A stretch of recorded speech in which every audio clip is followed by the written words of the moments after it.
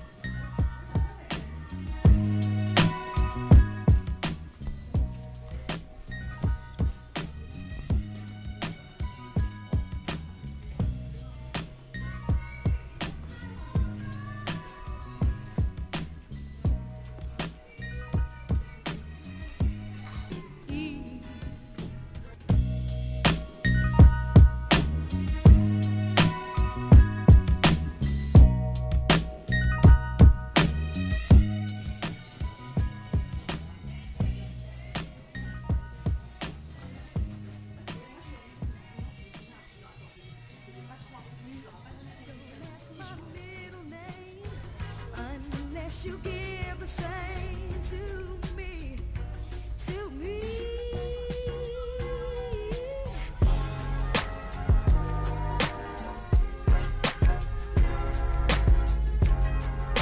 Ja.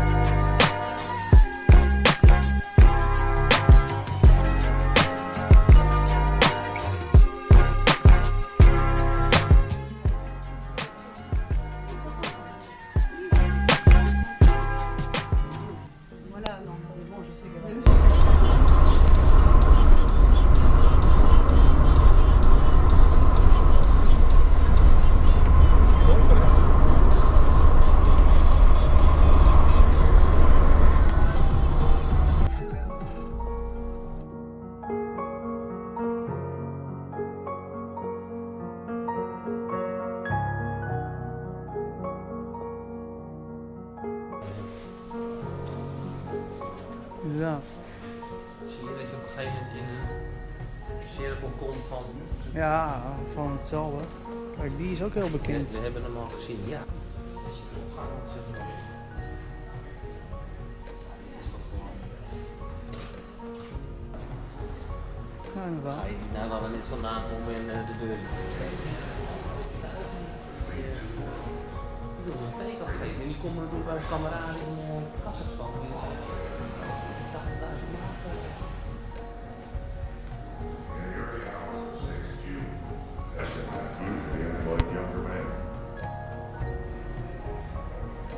He'd been a small-town family doctor from West Virginia. Beach, but now he would find himself in the surrounding hedgerows near a small Norman town called St. Louis.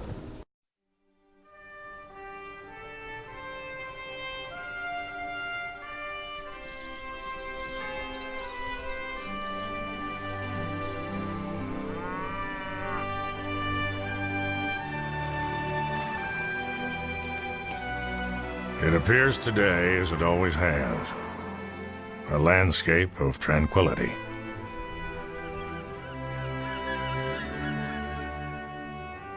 But in June 1944, on this narrow coastline, the future of freedom and democracy was at stake. The outcome would depend on the competence, courage, and sacrifice of thousands of embattled men struggling to seize it. Gene Sellers was a star on his high school football and basketball teams and received a scholarship from the University of Arkansas. Before the end of his first year, he left to enlist in the Army. Gene was 21 years old in June 1944.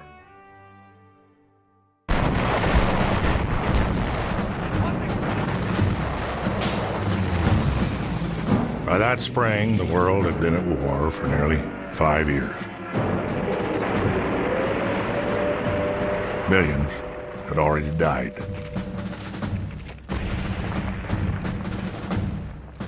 But on that gray, somber morning, along a narrow front line 120 kilometers long, hundreds of thousands of frightened men would face each other between two worlds, freedom and oppression, locked together in conflict. In the early hours of 6 June, as a pathfinder guiding the invasion forces, Gene Sellers leapt into brutal combat.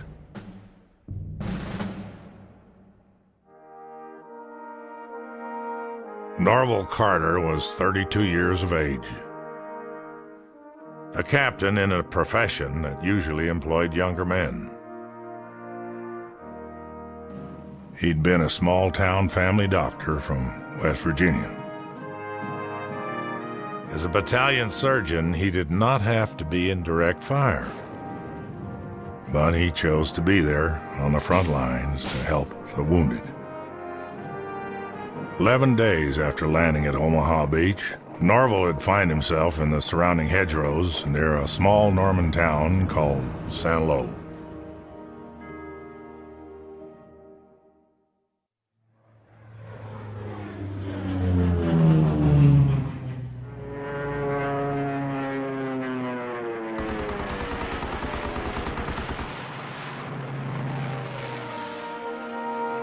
Second Lieutenant Walter Parra from Ceres, California, patrolled the skies over the Normandy battlefield, flying cover for the advancing Allied army, protecting the infantry and armored columns from Hitler's panzers that threatened them. Walter loved to fly. He was most comfortable in the cockpit of his aircraft. He was a born flyer. Walter's P-38, flying low over the small village of Le Corvée, on 15 June 1944, was hit by intense anti-aircraft fire.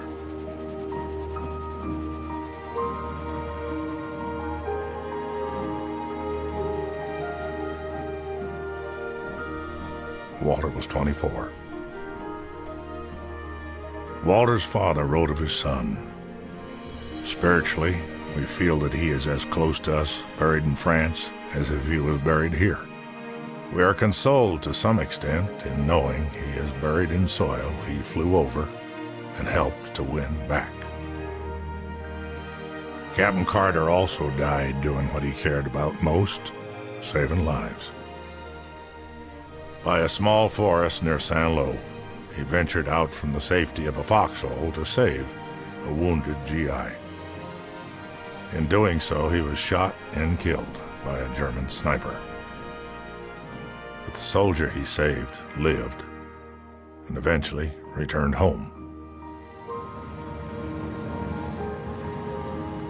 Gene Sellers was one of the first Americans killed on D-Day. He died at a small crossroads near the village of Saint-Côme-du-Mont while trying to land and set up beacons for the 101st Airborne paratroopers. He never managed to get out of his parachute.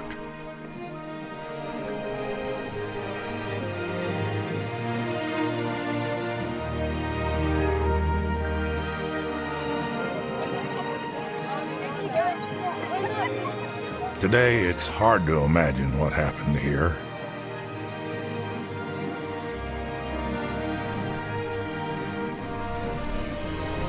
It's hard to imagine that this is the final resting place of more than 9,000 young lives. Lives that ended in battles that raged on this beautiful countryside.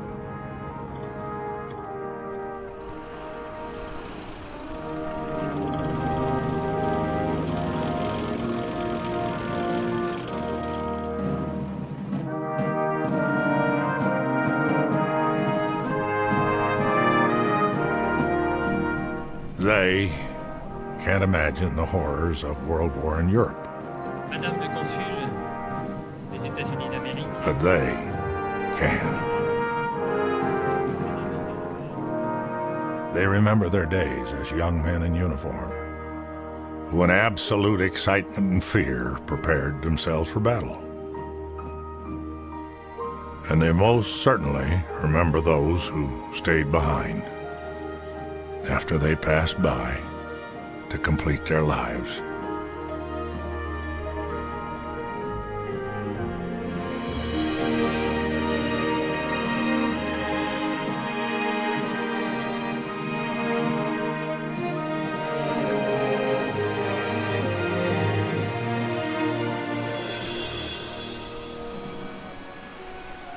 In the late summer afternoon, they now perhaps do not recollect so clearly, or perhaps they never did realize that for a minute in time, the fate of the free world, the entire free world, once rested on their very young shoulders.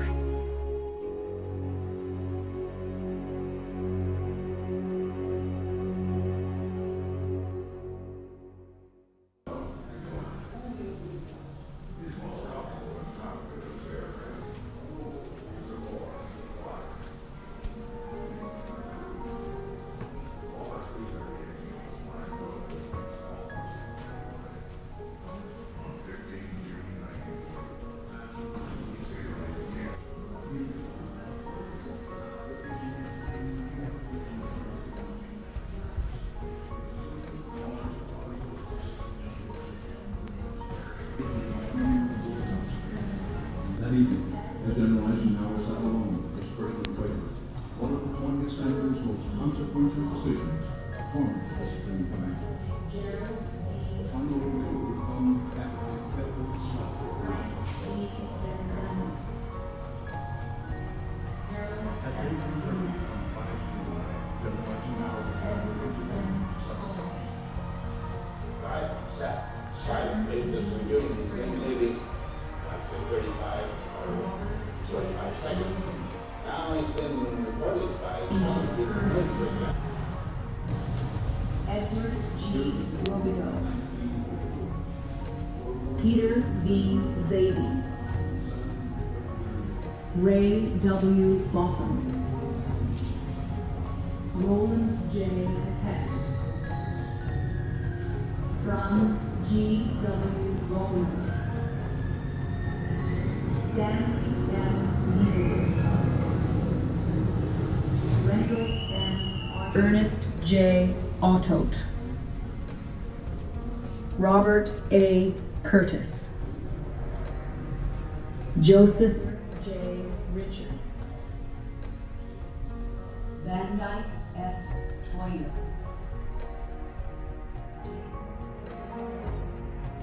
Charles E. Butler, Rufus Sykes, Leonard Shackleford, Curtis C. Crick, Howard W. Vickers, Kenneth F. Beckman, Jane D. Irving, Joseph F. Beckman, William W. Jr., Donald R. White, Joseph J. Norman, Ron H. White. Ik heb ook alles gekost.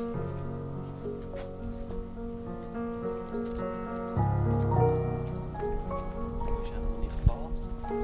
Nou, heel veel. Nou, nog even de laatste keer. Ja, even bij het water of zo en dan terug via de land.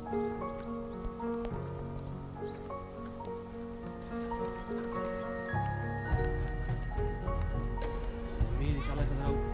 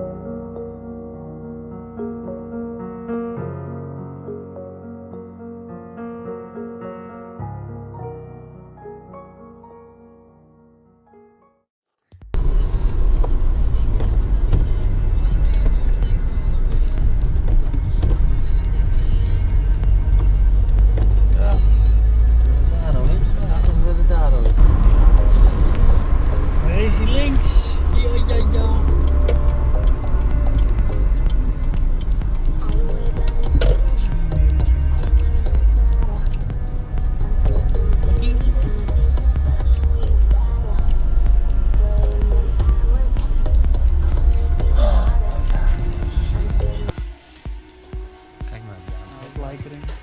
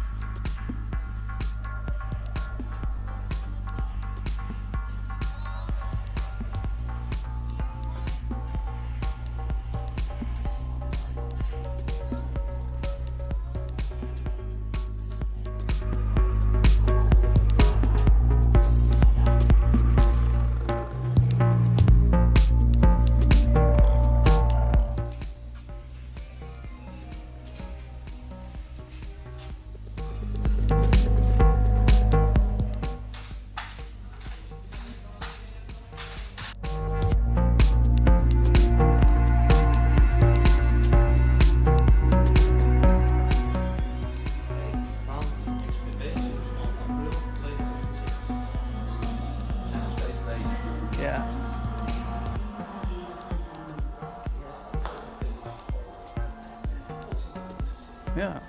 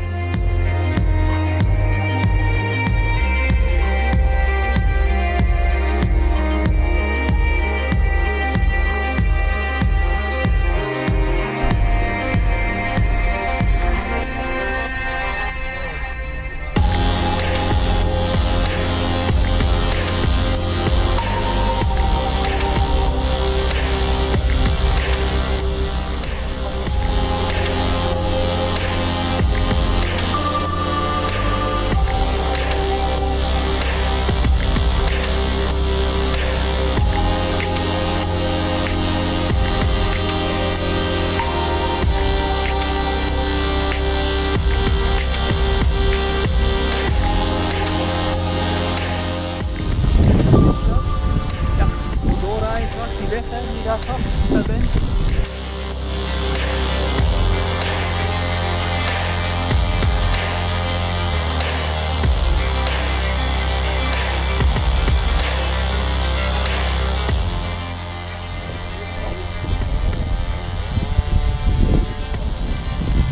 Moet je de achterkant kijken, alles is ingestopt.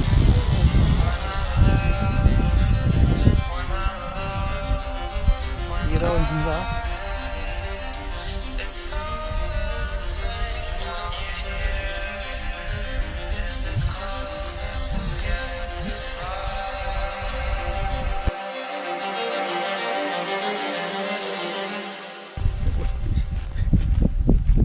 Jij mag wel even pissen in die bunker hoor, dus jij wil pissen in die bunker.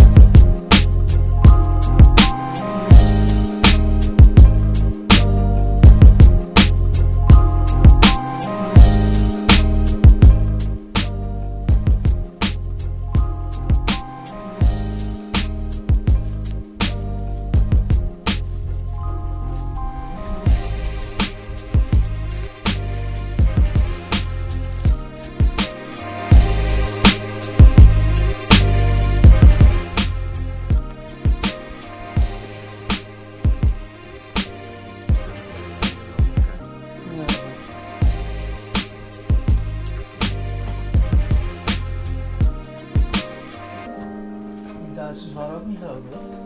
Nee. Nee.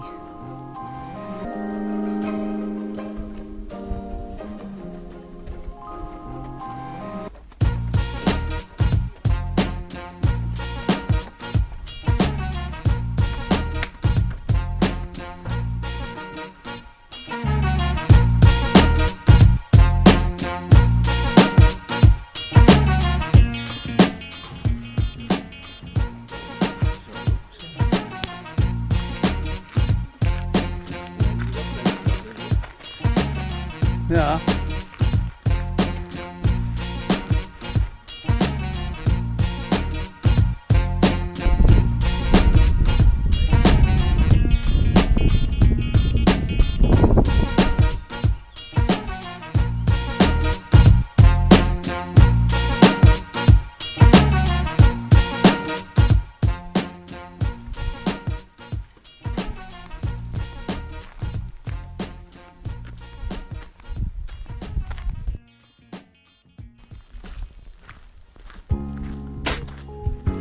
Kijk, daar zie je die pompons weer. Oh ja, dit is dat weggetje wat ik heb gezien op Google Maps. Dat helemaal naar beneden gaat.